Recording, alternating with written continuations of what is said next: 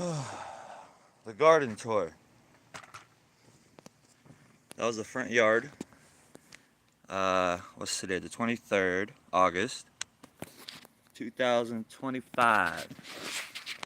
So what you were all looking at? Uh, I'm doing pheno hunting with all different kind of plants. Plant selective breeding. I'm looking for the best seed that's gonna start. I'm gonna plant it in one of these pots to have, and I keep those seeds going. And then I look for even better genetics. That's the whole point of me breeding as a farmer.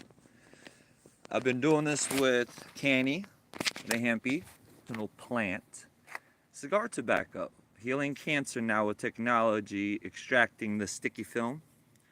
That's doing justice. I'm breeding that as well as medicinal. Uh, what else we got? Oh, tomato. Well, yeah, tomatoes. Grapevines, vineyard. So that's another big one. Strawberries. These are from Siberia, Russia. They really like to run.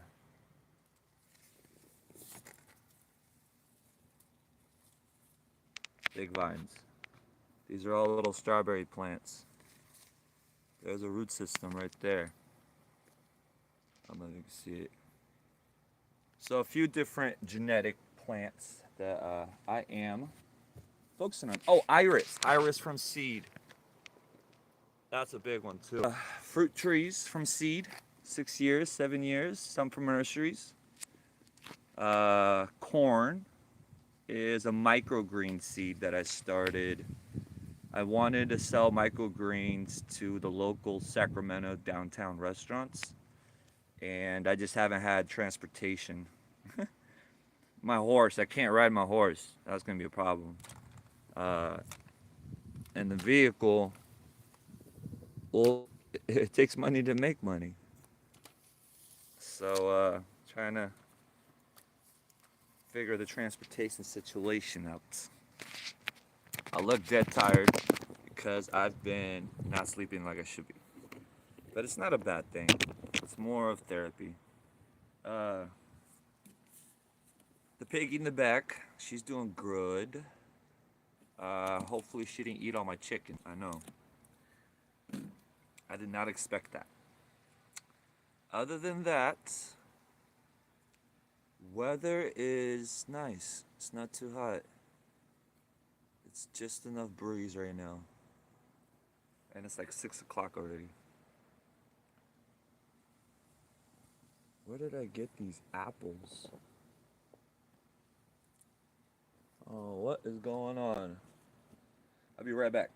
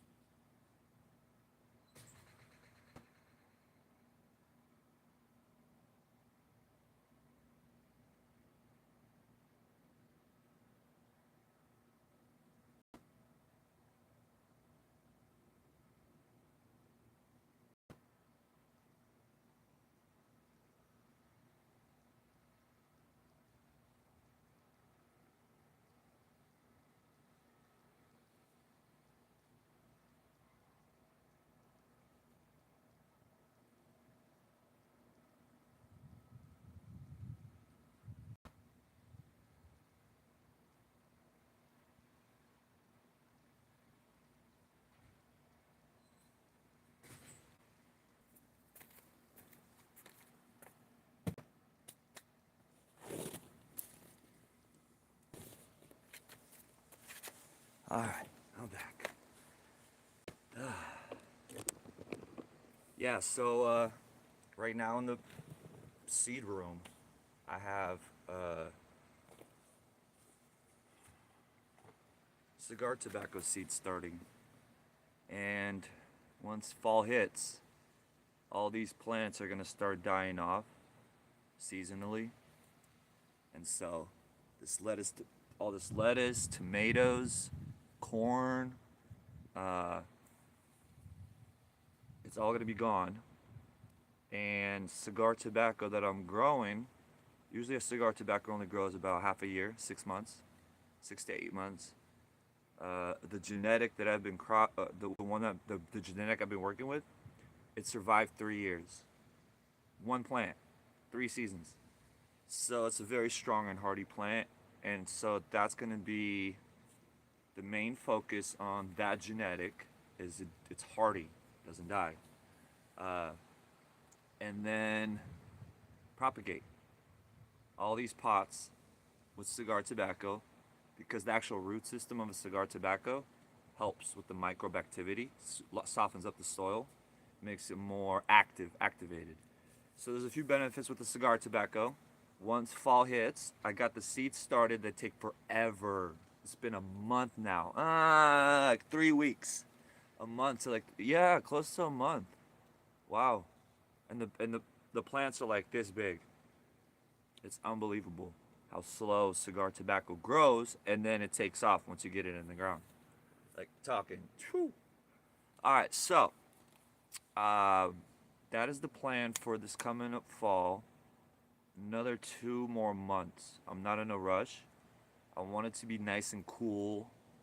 Nice, cool, humid energy. The rain is going to be perfect coming into the winter.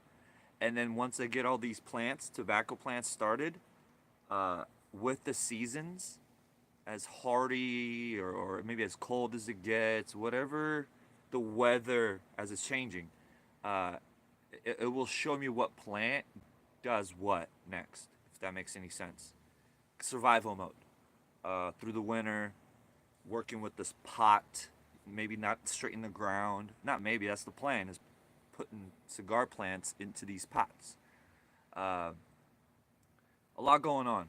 And the pots, soil is not cheap. And to find activated soil is not easy or cheap. And it takes a lot of work, if that makes any sense. At least 7 years to even activate that ground. So that has been a learning process of its own. Because I'm working with straight up foundation slab, like the clay. It's dead. It's supposed to just be a rock hard clay slab for you to put a house on. And then I've been working with red Indian clay, which you gotta dig under the slab. You gotta dig like 7-8 feet deep, 4 feet deep, to get that red Indian clay that is very muddy, very soft when it's wet, and then rock hard like a clay pot. That's what the Indians did. They would heat up this red Indian clay to make their pots, their utensils. So that's what I'm working with. I'm working with materials that you can't even buy legally, because by law, you can't transfer soils. So I can't take my soil from Sacramento and then move it up the mountain. Well, I might be able to move it up the mountain. By law, I can't move it across state. So that's a whole nother world. The soil activity in these pots. Each pot has its own different mix of soil that I'm perfecting. Wood chips. Shout out to Matthew Kindler, that recommended. He's an old school farmer. He's about 70 years old. One of my mom's friends, met him about 15, 16 years ago. And he has 5 acres up in Oregon. And so about 6 years now ago, he recommended for me to order wood chips. And wood chips, it's basically an apartment complex, that little wood chip, apartment complex. For that microbe activity that I'm telling you, all those mouthpieces, they're going to be feeding the plants that are naturally in the ground, they get multiplied with that wood chip. So it's giving them a home. So doing that for about 5 years now, bringing in, 20 loads, easy. Maybe even like 23 now. All mostly 20 yards. Big loads, the biggest ones you can get. A couple 10s. And then 1 load of horse manure with shavings that I top dressed. So the clay that I'm telling you about that I've been working with, it's very heavy and it's not even easy to work with. So these big pots that I have that are 40 to 50 gallons are filled with wood chips that's creating the air, the microbe activity, the homes, this and that. And then the clay that gets become like a rock hard clay is intermixed with the chips. And so once I water it, it softens up everything. And if it hardens up, I still have penetration of the liquid. Because clay will harden up and become a slab. It's like a pool table. So it's really cool with this pot system. And then it being fabric, it's creating an air for the root system. That is the key. And then with the fabric pot, I'm able to just hit it with water with a quick drench, and I'm hitting from top to bottom without having to soak it. Because if the plant was in the ground, it's not a pot, as you can see. I got a pot here. I could just spray it down, right? And I get to hit it all the way down with one quick spray. To get that kind of level of water penetration in just a regular ground, you understand where I'm going with this. You're gonna have to soak it all night long, and you still might not get down to that bottom of the root system that this pot is able to create. So this pot helps with creating roots. It doesn't circle the roots because roots will naturally start circling in a plastic pot. And that's how cool this whole farming has got. So yes, a learning experiment as I am teaching as well. So it's going both ways. Oh no, my tree. I gotta go water it. I'm gonna go hit it with some water. Something's wrong with it.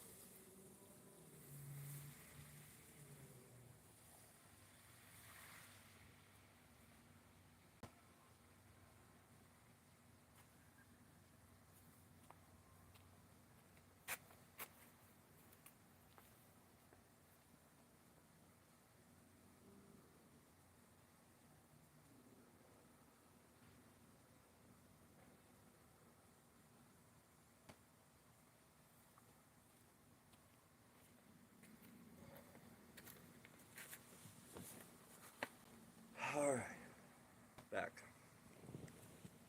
Yeah, so this growing garden project, it has been very fun. Very, very fun.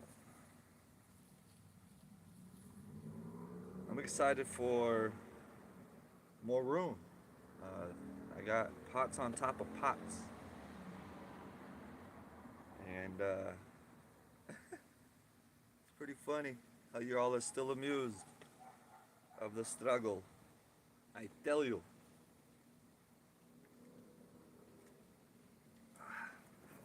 I'll be back again. Watch the garden for me.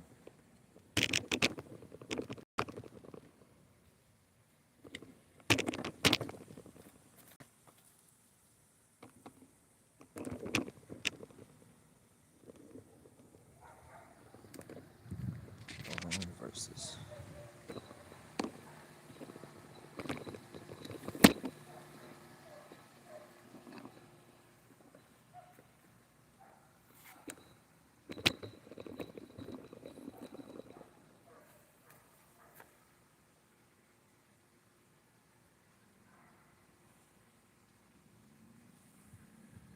Suzanne, how you doing?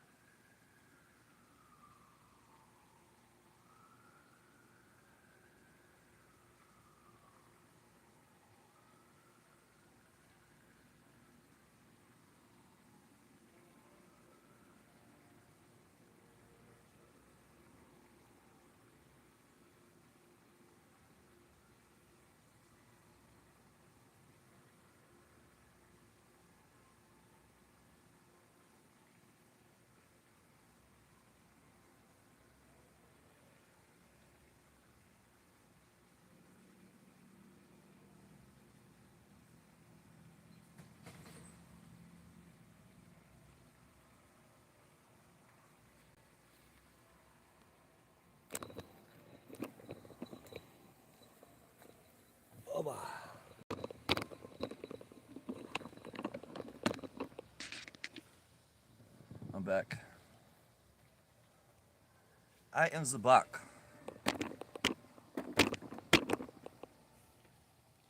Yeah, so the garden. Next step is the land to expand. Because I'm a farmer, I'm not a gardener.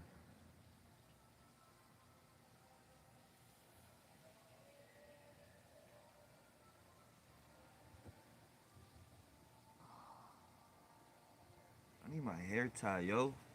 I'm gonna go get my hair tie.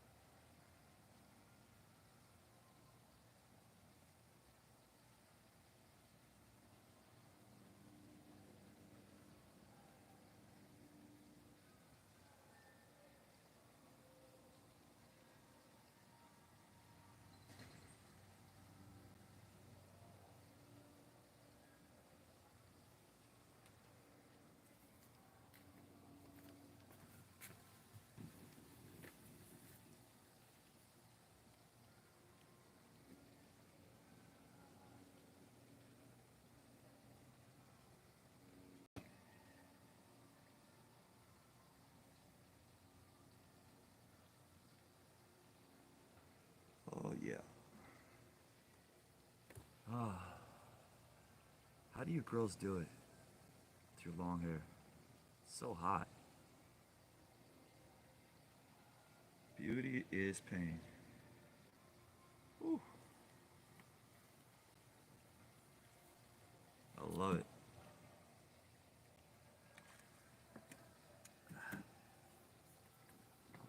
Yeah, so it's Sacramento, California.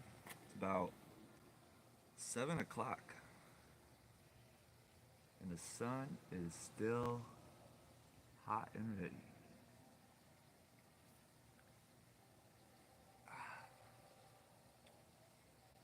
Oh,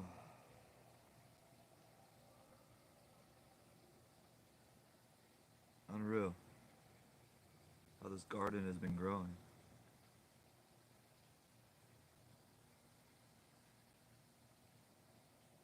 It's pretty cool.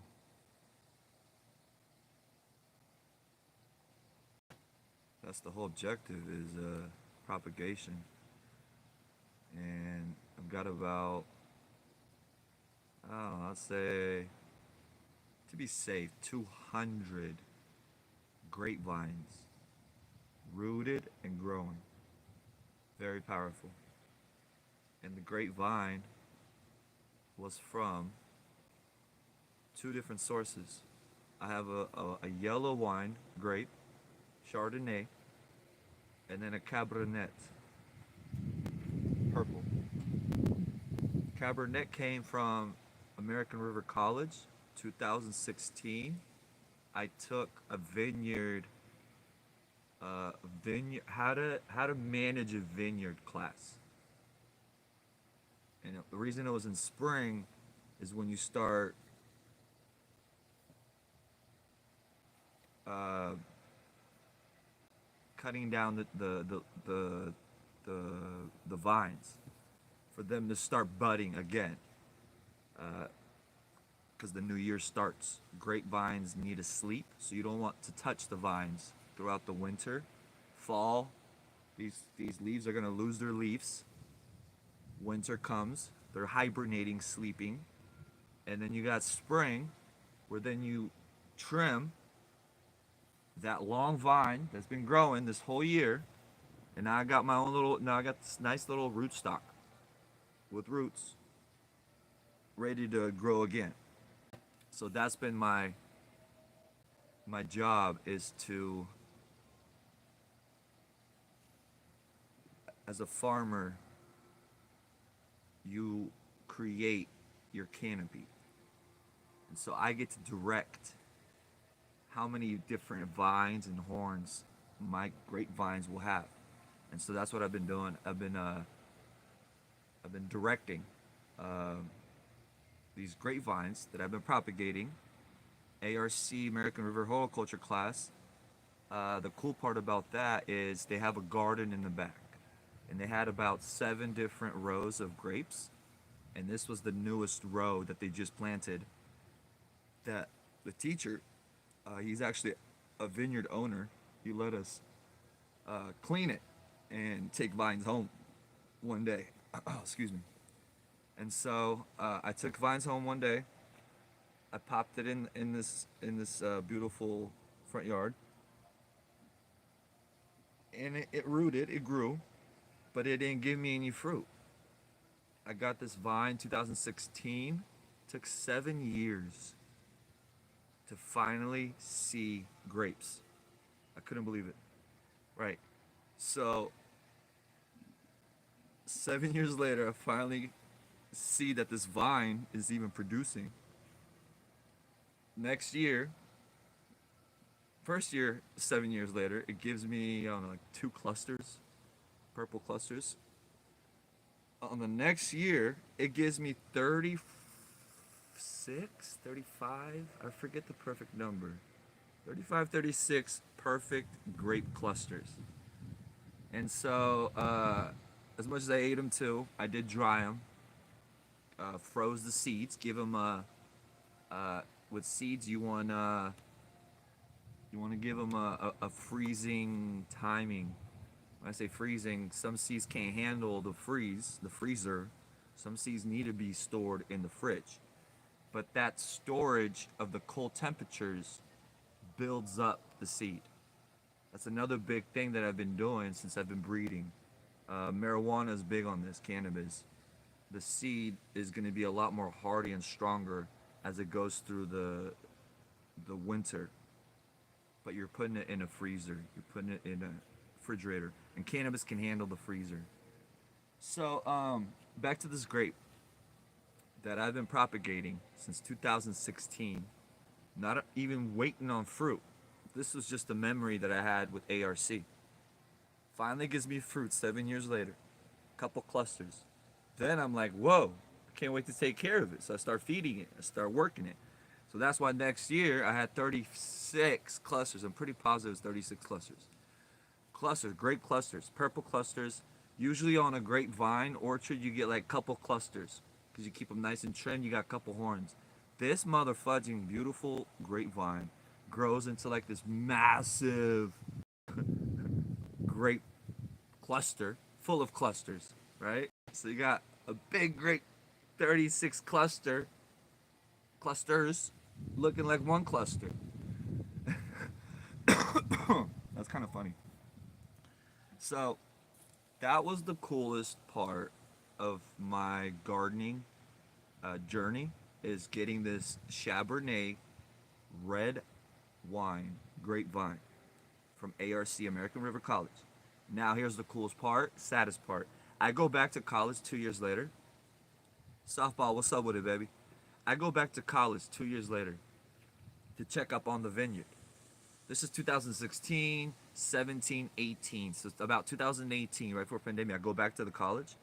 That whole row of grapevines, the newest vine. There's 7 different rows of grapes. Everything was fine except the newest one, the one that I have, all died. Yeah, everything was dead. That was another motivation to keep the vine going that I have here. And then what? Another 4 more years, 5 more years, I get a couple clusters, fruits. That motivates me to start working on it, and it's ready to produce. So I freaking next year I harvest a whole shitload. Excuse my French. Save the seeds, freeze the seeds, propagate the seeds, and then clone it. I start cloning cuttings of grapevines. So that has been my grape vineyard propagation journey. I want to focus it on a beautiful farmer told me one time. His name is Ace. I met him at the Family State Fair about 5 years ago. He was judging professional sheep at a sheep state fair, Sacramento, California here, Cal Expo. And one thing he told me that really, it's cool how you fathers know how to hit that memory right with the right points that stick forever.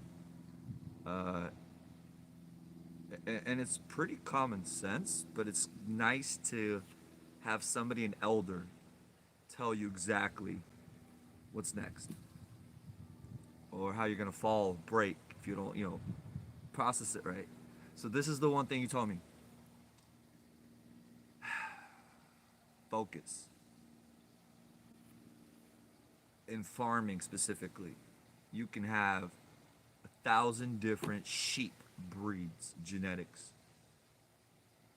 Focus on that one genetic. And so this like grape, there's thousands and millions probably of different genetic grapes. Not millions, thousands. Uh,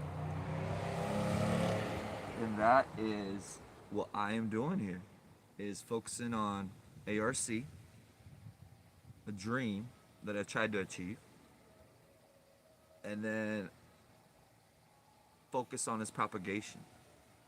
And now the next step that's making me panic is no farmland.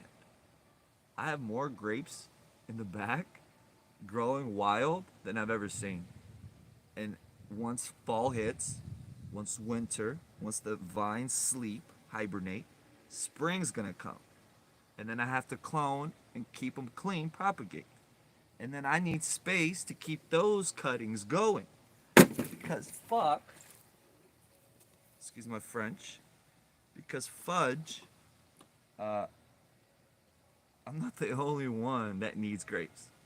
And even a few hundred grape vines, a couple rows of vineyards, that's fun. It's cute. I'm a farmer. I expand and grow. That's why I'm confused. Fighting this immigration that wants to grow too.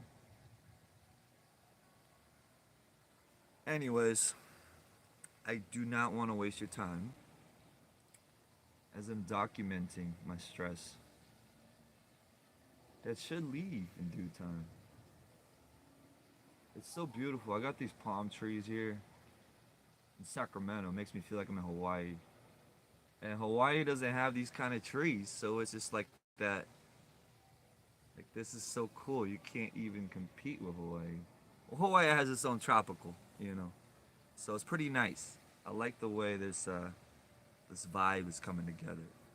But I do need my farmland, and I have no problem shipping to Hawaii. But I'm not here to sell my cuttings that I've been working on. As you can hear me, a vine that I started 9 years ago now.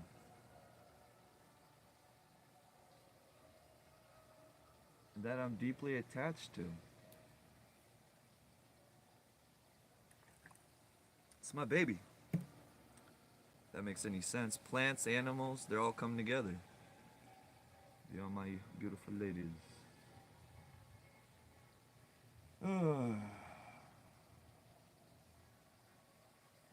Yeah. So right now I'm on like pause mode. I'm just keeping things watered, keeping them alive. Cause even if I had land right now, I cannot transplant anything. I will kill it. It's too hot. It needs to be soaking in water in this kind of temperature. So once the fall hits, that humidity, and then the winter rains pick up, they're gonna do their thing naturally.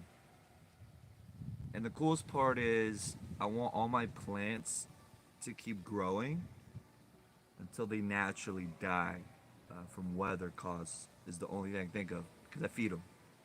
From compost teas, which I haven't this year, to organic concentrated vitamins. Macros, micros are the key. And I foliar feed. I don't just water it because it's too expensive, or let's just say we don't have enough of it if we ever did come to that situation. And so the spraying part is pretty cool. And then I have fabric pots. So the food sticks to the pot. As the roots hit the pot, they do not circle, they keep eating. There's air for the microbe activity.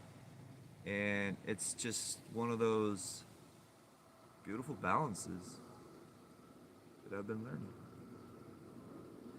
I don't want to talk your ears off. I am 44 minutes into this live stream. And I do not want to go backyard and show you the piggy.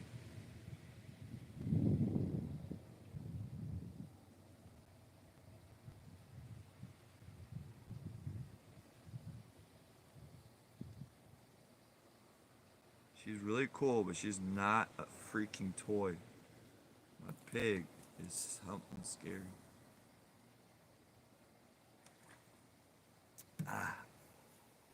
Anyways.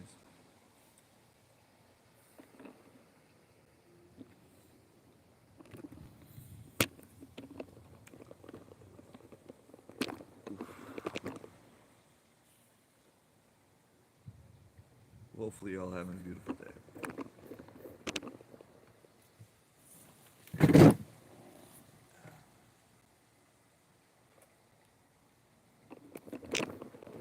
It's the golden vibe. I tell you, very nice. Softball. You still here? Susan. Hi, Baba.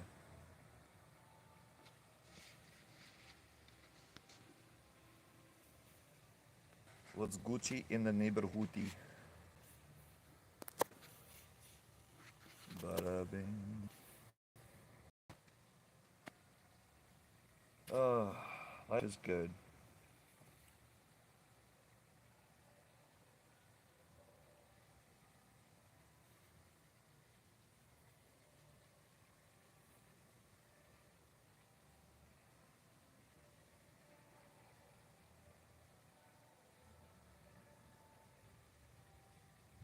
A party. There's a party in the back. I love a good party.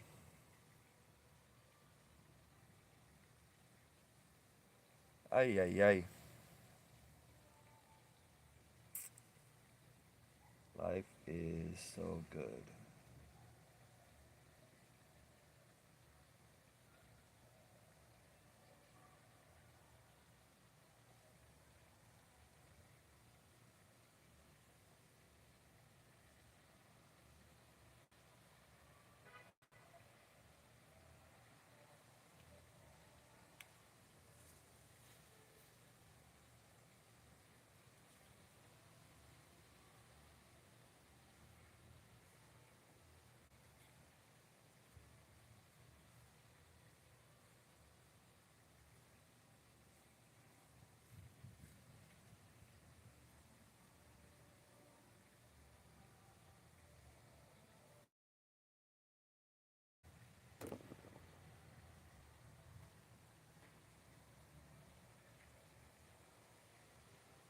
They use these leaves for pickling.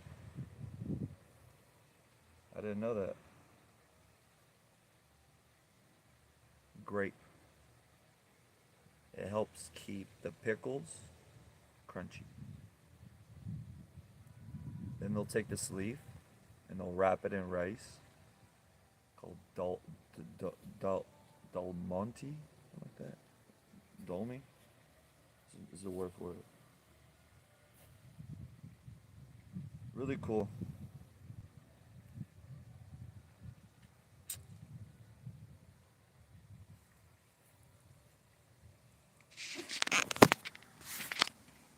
I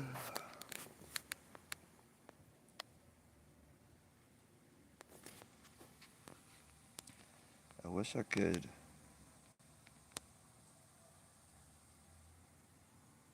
second screen this. or turn on music.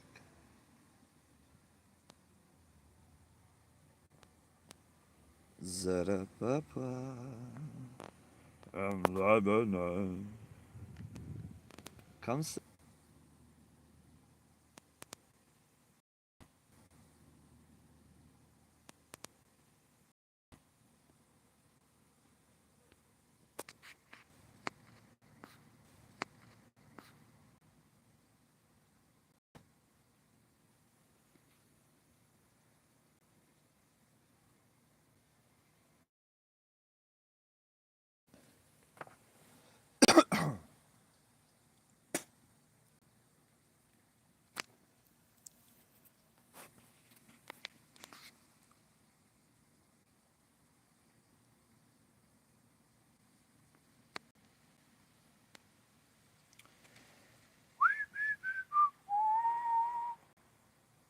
Alright, I am keeping this live, and I'm about to, the sun's coming down. Step this back up, and go get my charger. That's the longest live I've ever done. 4 hours and 20 minutes so far is the longest one I've done. How are my eyes?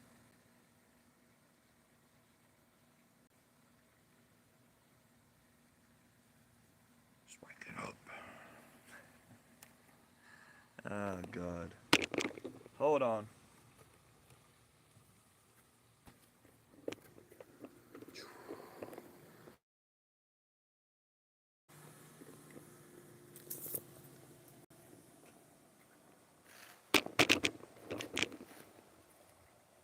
Alright.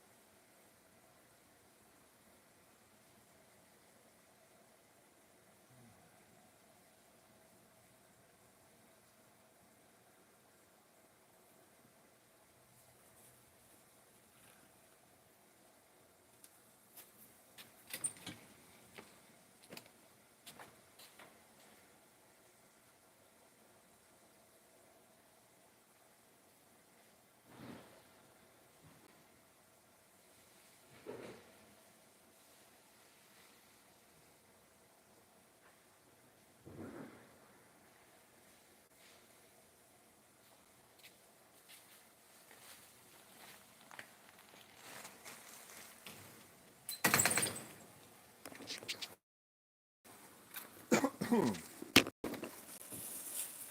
I've got this lunch that I bought at the Russian store. My family friend, bread company.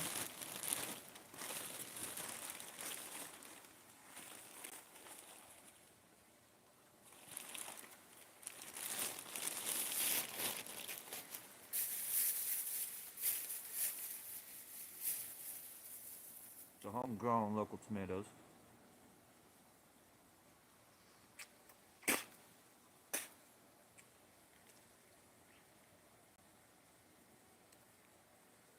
Some kind of stuff on it.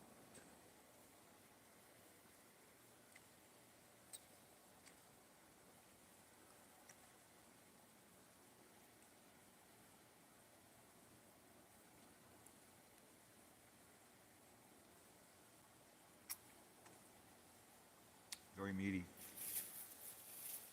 Cheese from Russia, Europe.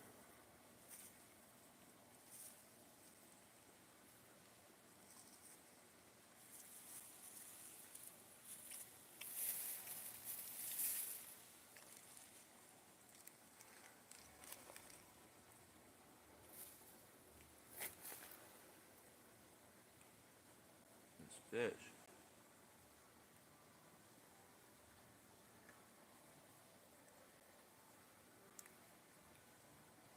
It's dried.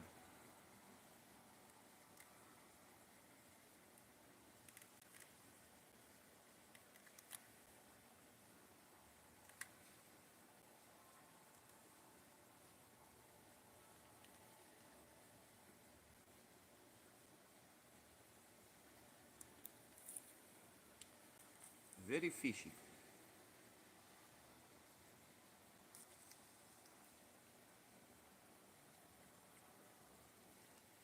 Oppa. And it's got a back piece. No bones, all meat. This is my favorite. Comes right off.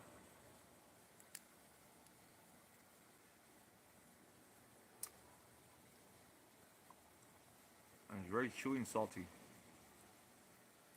Fish jerky.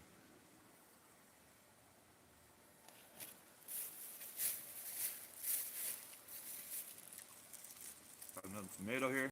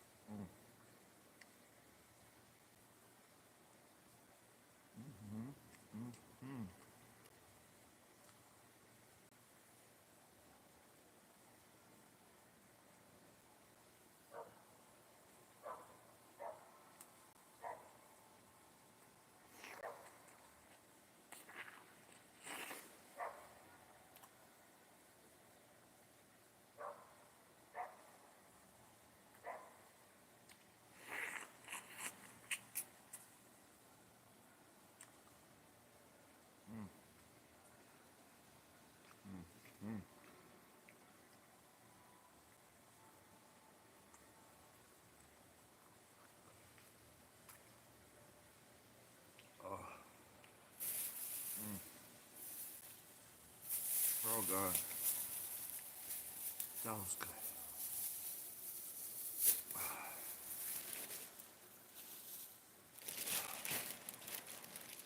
Whew.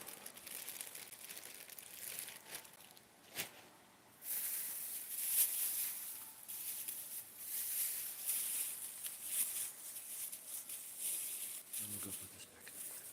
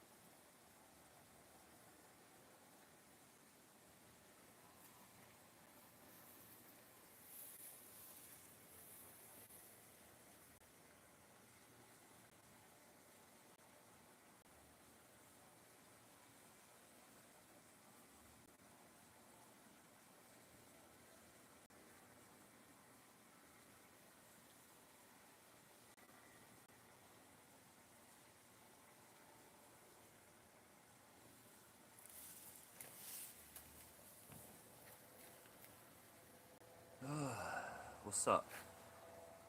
What do I got on here?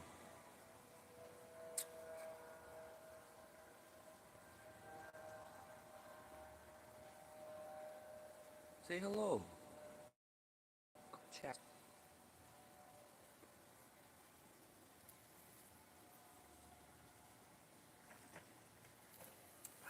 Well, I love you.